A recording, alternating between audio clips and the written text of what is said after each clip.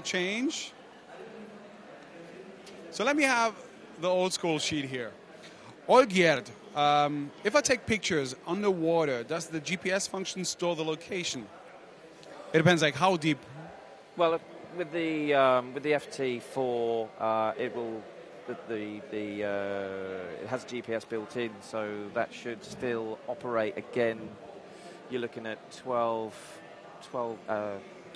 feet. So, yeah, it depends how deep you go. You can get a water housing, you can go even further, which is 40 meters. Right.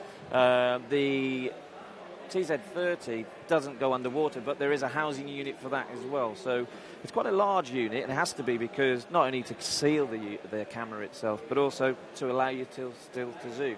Yeah, but also what's really important to know is that prior that a GPS system works properly, the global positioning system, it takes the coverage of satellites. Yes. So if the satellite cannot find you, then the camera will have a hard time just to know for itself where it's really heading to. It's not going to be sufficient to tell your camera that. We are here in the water. Actually, it's exchanging itself. It's exchanging data with the satellites up there. And as soon as they have no access to the camera anymore, then you want to be able just to actually store your information where you are actually. Yeah, absolutely, and I think it's a key element of key feature of the camera itself, it's very sophisticated and about 1 million landmark locations with the GPS as well. So I think we said exactly. Would that be a chance? Let's say, for example, I'm somewhere where I don't have for some reason no satellite access. Could I actually individually put these, when I do know where I'm at, could I also mark that there are some elements of editing that, but the system's quite sophisticated, so it should be able to actually, if you're away for a few minutes and then come back, it should find you, because like you said, it's constantly looking for the satellites above, and it's pretty accurate as well. It could find us very, very quickly here if we had that on today. Okay. So, Olgierd, I hope that you are satisfied with this answer. We're going to continue with a question coming from Dieter. Is there a limit to the picture size I can upload via Wi-Fi? No, there isn't.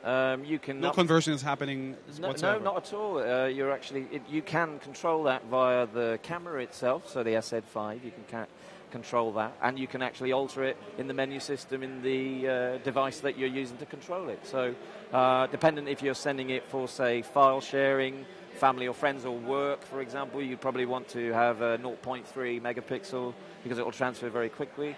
But of course, if you're using it to send for printing, for any kind of other reason, then it'll do all. The SZ5 has 10 megapixel. It's not going to be sufficient for big printings? Well, 10 megapixel, I think, will probably give you something like possibly A2 to A3 printing. So, yeah, 10 million is still going to be very good. But again, if you've taken quite a grainy shot and you're quite creative, then 10 million would be fine because obviously it's going to be a little bit noisy anyway. So, for standard photography, for family shots in the home and holiday snaps, that kind of stuff, then between 2 million and 10 million that you can control within the camera is more than sufficient.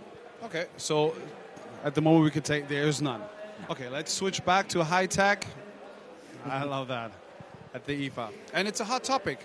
William and Andreas Ukis, yes, my new friend, as I discovered this morning. Smartphone connectivity would be the hot topic. Okay, smartphone connectivity. Well, so far, there's just like one model that supports that. Yeah, I mean, the SZ5 does connect to your smartphone, smart device, tablet, different brands. So you can control that remotely, and you can take photographs with the device. So you can have the camera, like we showed earlier.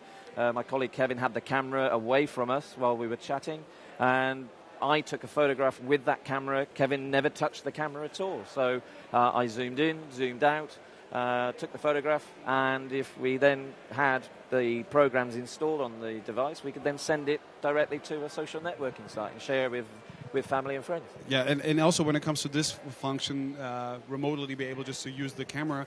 I just heard that at the press conference, some stereotypical men would come up with, oh, they can hide their camera in a woman's locker, anything like that. No. The benefit of having such a function, for example, how I see it, is let's take something like Instagram where you upload pictures. And to be honest, the camera included in my smartphone is rather limited. So it's quite a huge advantage, for example, just to take a picture somewhere of something with the better resolution of the S5, and then transfer it wirelessly to the phone and then upload it in there to the service. This will be one of the options. Or let's say there's just the two of us. We would like to take a picture of us, but we don't want to rely on the timer function. So we rather have this remote so we can check on either the tablet PC or on your phone. Okay, this is going to look good. Is your wife going to be happy about the look? Is my mom going to be happy about the look? And then let's go for it. And you're about my height now as well, which is really good. So something like that. These are like two possibilities that you could use the connectivity for that phone. You can. And I think, when you said about the timer element of any camera is good fun. You can put it on the side of a wall and take the photograph. But you don't know what the camera's looking at. You don't know what the camera's looking at. So you could have your tablet or your smart device there with you and actually say, oh, actually, we need to move here. And like you said, a little bit lower, and so on. And you can have great fun with it. So I'm not that small. Totally. No, I just wanted to give you like the feeling what it's like. All right. Thank you for that hot topic.